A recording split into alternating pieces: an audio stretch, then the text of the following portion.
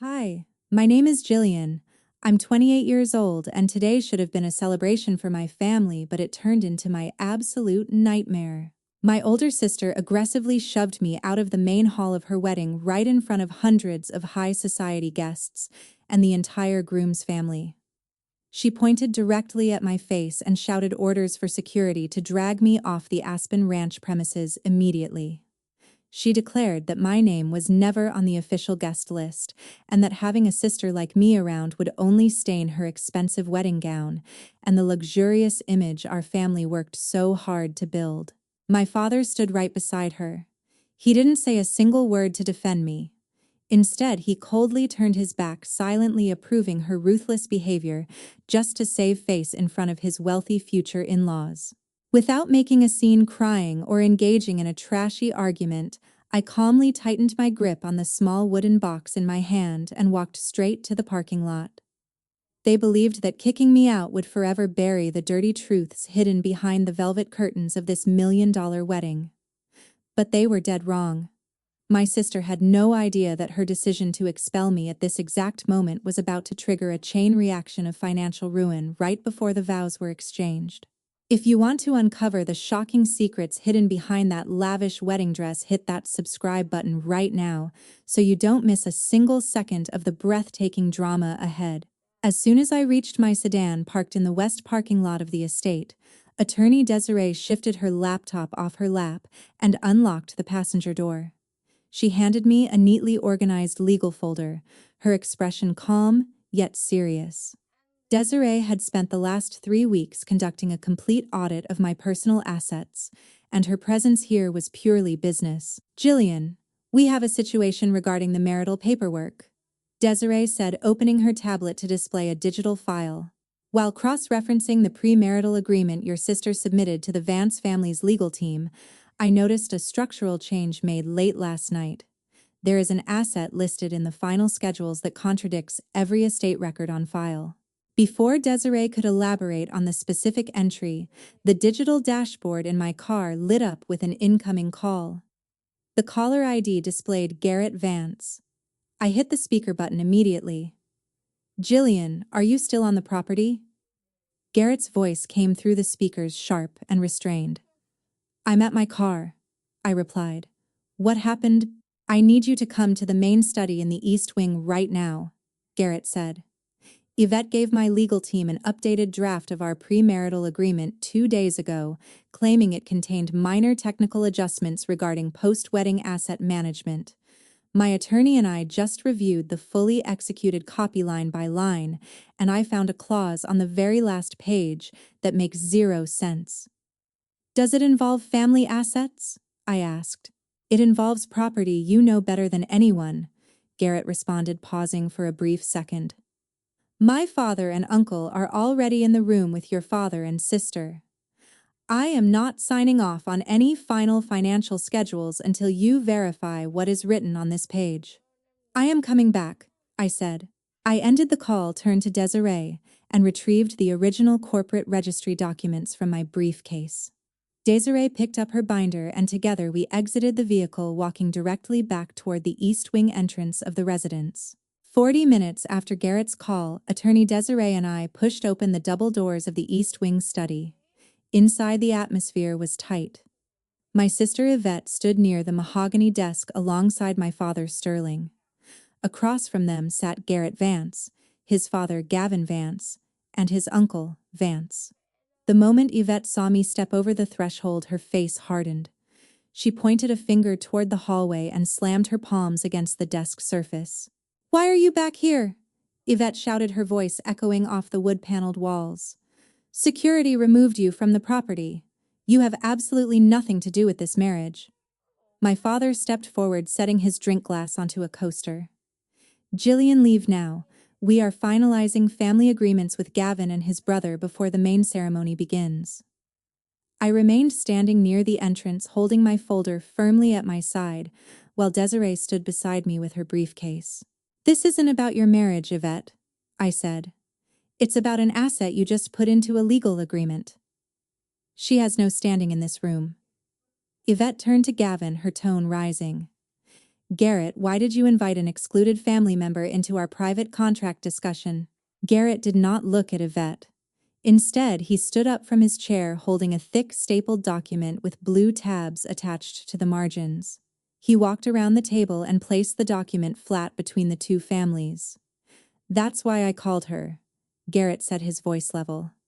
She needs to see what you submitted to my family's legal team. Garrett, we already reviewed the terms on Thursday, Sterling said, attempting to pull the document back toward his side of the table. Our attorneys handled the schedule attachments. Your attorneys sent a revised attachment 2 hours ago. Gavin Vance stated, resting his hands on the armrests of his chair as his eyes shifted from Sterling to Yvette. And my son wants clarification before we take another step. Yvette reached out to grab the agreement, but Garrett placed his palm directly over the cover page. He looked across the desk at Desiree and me, then slowly lifted his hand to flip the document past the signature pages, stopping at the very last sheet. At exactly 7:15, Garrett placed his index finger onto the bottom line of the final page. He looked directly at Yvette, then read the clause aloud to the room. According to this attachment, Yvette claims sole ownership of the Aspen Ranch property and guarantees 50% of its value as collateral for post-marital investment obligations. The room went completely quiet. Yvette stood motionless beside the mahogany desk, her hand frozen near the document edge. Desiree stepped forward, opened her binder, and laid 3 separate legal documents directly beside Garrett's copy of the agreement. She arranged them neatly in order for everyone at the table to see. That schedule is legally invalid, Desiree stated. The property known as Aspen Ranch is not owned by Yvette, nor has it ever been listed under her personal name. Here are the certified deed, the recorded property records from the county clerk, and the official trust instrument. Desiree pointed to the recorded property transfer dated 5 years prior. Aspen Ranch was fully transferred into the Eleanor Trust by Adelaide 5 years ago. Under Colorado property law and the specific terms of the trust instrument, no individual family member holds personal title to this real estate. Yvette has zero authority to pledge this property as collateral in any agreement. My father, Sterling, leaned over the desk examining the county stamp on the property records. This is an administrative error from our tax filing team. We can adjust the schedules. This is not a clerical mistake. Sterling, Gavin Vance said, his voice dropping an octave as he picked up the certified deed. Your daughter submitted a signed legal statement asserting ownership of a major asset 2 hours before a wedding. Yvette swallowed hard, taking a step back toward the wall. Garrett, it was just a financial formality to satisfy your family's investment structure. We can replace that asset with another account. Garrett did not move. He kept his hand flat on the desk, looking directly into Yvette's eyes. What else did you put in this agreement that isn't yours? Garrett asked. At exactly 7:15, Garrett placed his index finger onto the bottom line of the final page. He looked directly at Yvette, then read the clause aloud to the room. According to this attachment, Yvette claims sole ownership of the Aspen Ranch property and guarantees 50% of its value as collateral for post-marital investment obligations. The room went completely quiet. Yvette stood motionless beside the mahogany desk, her hand frozen near the document edge. Desiree stepped forward, opened her binder, and laid 3 separate legal documents directly beside Garrett's copy of the agreement.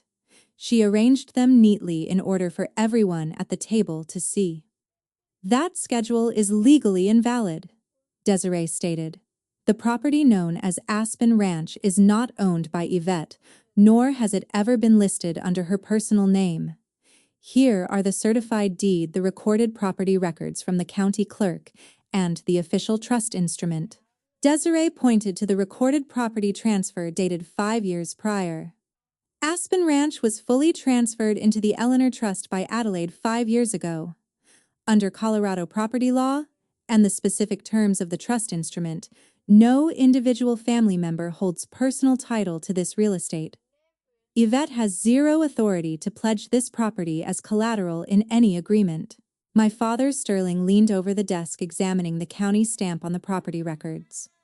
This is an administrative error from our tax filing team. We can adjust the schedules. This is not a clerical mistake, Sterling, Gavin Vance said, his voice dropping an octave as he picked up the certified deed. Your daughter submitted a signed legal statement asserting ownership of a major asset 2 hours before a wedding. Yvette swallowed hard, taking a step back toward the wall. Garrett, it was just a financial formality to satisfy your family's investment structure. We can replace that asset with another account. Garrett did not move. He kept his hand flat on the desk, looking directly into Yvette's eyes. What else did you put in this agreement that isn't yours? Garrett asked. By 8:45, the full extent of the financial deception lay completely exposed across the mahogany desk, bringing the study to a breaking point. Gavin Vance stood up from his chair, placing both palms flat onto the table as he looked past my father and focused entirely on his son. Garrett, Gavin said, his voice calm, heavy, and decisive. What is your decision? Garrett stood motionless for several seconds, staring down at the forged wire transfers, the fake property attachment, and the bank routing numbers. He slowly reached up, unfastened the custom platinum cufflinks bearing the combined initials of both families, and dropped them onto the papers. He then reached into his coat pocket, pulled out the gold wedding ring intended for the upcoming vows, and set it flat on top of the premarital contract. Yvette lunged forward, reaching across the desk to grab Garrett's arm. Garrett, please listen to me. We can fix this before anyone outside knows it was a temporary arrangement to handle the debt. The ceremony can still happen. Garrett pulled his sleeve back, stepping away from her reach. I am not marrying someone whose first major promise to me was built on a lie, Garrett said, looking directly into her eyes. You did not want a partner, Yvette. You wanted a financial shield to cover up $5 million in stolen money. Gavin Vance buttoned his suit jacket, addressing Sterling directly. Sterling, this ceremony is over, Gavin stated clearly. The wedding is cancelled effective immediately. My legal counsel will file formal notices first thing tomorrow morning to terminate all pending commercial contracts, joint investment ventures, and capital commitments between the Vance Group and your family entities. Uncle Vance stood beside his brother, closing his briefcase with a loud click. Our security detail will handle the immediate departure of our guests from the ranch grounds, he added. Our corporate office will settle the vendor expenses directly, and we will issue a joint public statement announcing the cancellation. Yvette sank to her knees beside the mahogany desk, her silk gown spreading across the floorboards as she begged Gavin to reconsider. Mr. Vance, please, my father and I can restructure the terms. We can fix the trust accounts. Sterling tried to step forward to offer a final explanation, but Gavin held up a single hand, stopping him in his tracks. Without saying another word, Gavin, Uncle Vance, and Garrett turned toward the exit. Garrett did not look back once as he pushed open the double doors and walked down the hallway, leaving Yvette collapsing in her wedding dress amidst the wreckage of her own scheme. 15 minutes after the Vance family departed, only the remaining members of our family stood inside the heavy silence of the East Wing study. Yvette crawled toward me across the hardwood floor, grabbing the hem of my coat. Jillian, you can't hand those audit documents over to the authorities. If the prosecutors get those wire transfers, I will face criminal indictment. You have to destroy those files. My father, Sterling, stepped beside her, his voice hardening as he looked at me. Jillian, this has gone far enough. You have control over the trust funds now. You can transfer $5 million from the reserve accounts to cover this balance and hush the accountants. We are your family. You do not ruin your own sister to prove a point. I pulled my coat gently out of Yvette's grip and stepped back. I set the small wooden box I had carried from the parking lot onto the edge of the mahogany desk and unlatched the brass lock. From inside, I pulled out a folded letter written in ink. 5 years ago, before Adelaide passed away, she placed this letter inside this box with strict instructions. I said, addressing both of them. She anticipated that someone in this family might attempt to dismantle her legacy for personal gain. I unfolded the paper and read the handwritten words aloud. Adelaide wrote, Jillian, your duty as trustee is to protect the Eleanor Trust and honor its purpose. If any member of this family uses deception to exploit these assets, you must enforce the law and protect the trust. Do not protect the deception. I folded the letter and placed it back inside the box, securing the brass latch. I am not going to use the trust's money to shield either of you from the consequences of your own illegal acts, I said clearly. I am turning the complete audit file over to the state prosecutors tomorrow morning. Yvette let out a choked breath, covering her face with her hands while Sterling stared at me in disbelief. Furthermore, as trustee of the Eleanor Trust, I am serving notice right now, I continued. Under the property deed, this estate belongs entirely to the trust. You have 48 hours to make arrangements to pack your personal belongings and vacate the Aspen Ranch premises. You are throwing your own father out, Sterling asked, his voice shaking. I am ending my personal relationship with both of you, I replied. And I am fulfilling my legal obligation to the trust. On Monday morning, the audit findings were formally submitted to state prosecutors and federal authorities in Colorado. The investigation moved swiftly. Detectives reviewed the bank wire records, verified the forged signatures on the authorization slips, and cross-referenced the financial entries with state tax returns. Because several transactions involved wire transfers through commercial bank systems and raised potential tax compliance issues, federal agents from IRS Criminal Investigation joined state authorities to examine the broader financial trail. Under applicable state and federal laws, Yvette faced formal criminal indictment for grand larceny, forgery, and financial fraud, subjecting her to mandatory restitution orders, fines, and potential imprisonment. The collapse of my sister was not caused by a single mistake. It was the product of years of unearned privilege, unchecked ambition, and profound envy. Yvette spent a decade attempting to maintain a lifestyle she could not afford, driven by a deep resentment that our grandmother had entrusted me with the management of the Eleanor Trust. Rather than earning her own standing, she relied on speculative investments and high-stakes gambling to cover her losses. My father's willingness to enable her behavior and ignore warning signs only accelerated her downfall, leading her to believe that a wealthy marriage could erase a $5 million crime. Under U.S. federal and state laws, forging signatures, falsifying property claims in premarital agreements, and misappropriating trust funds carry severe criminal penalties, including potential imprisonment, mandatory restitution, and a permanent criminal record. Modern forensic accounting and digital bank tracking ensure that financial fraud will always be exposed by audit systems. No amount of wealth status or family influence can alter legal ownership records or shield individuals from statutory consequences. Protecting the Eleanor Trust required hard decisions, but enforcing the law was the only way to preserve my grandmother's legacy. Honesty remains the only foundation that can withstand scrutiny, while deception inevitably destroys everything built upon it. When Yvette shoved me out of her wedding, she screamed that I was the embarrassment who would ruin our family's reputation. But as the empty halls of the Aspen estate were locked and the legal process began, the truth became indisputable. The person who destroyed our family was never the sister who walked away. It was the sister who thought her lies would last forever. Before we conclude today's story, don't rush to scroll away just yet, because there is a profound lesson here that goes far beyond financial lawsuits. Looking at this tragic downfall from a broader perspective, Yvette's collapse was not caused by a single mistake, but by years of unearned privilege, unchecked envy, and blind parental enablement. When parents shield a child from accountability and cover up early missteps, they do not protect them. They prepare them for ultimate ruin. Deception never builds a lasting empire.